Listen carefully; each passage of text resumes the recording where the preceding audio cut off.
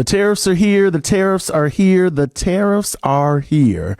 And so, we're sitting towards the end of 2025 at this point, but the impact of tariffs have now come home, and it's something that we just can't avoid. So the prices of things are just going up. And so I'm not immune to it, and therefore my customers are not immune to it, which means that the end customer is now going to realize increased cost in the beauty products that they're purchasing across the board. And there's just no getting around it.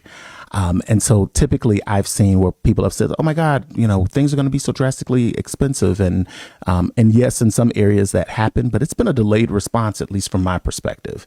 Packaging, yes, it did go up slowly, but now we're starting to see raw material costs go up in some pretty significant ways. And while many things are sourced here in the United States, things are secondarily being sourced from overseas. And because there's no real consistency across the tariffs and the countries and the percentages, we are a little beholden as purchasers of raw materials or purchasers of packaging to the price that our vendors are providing.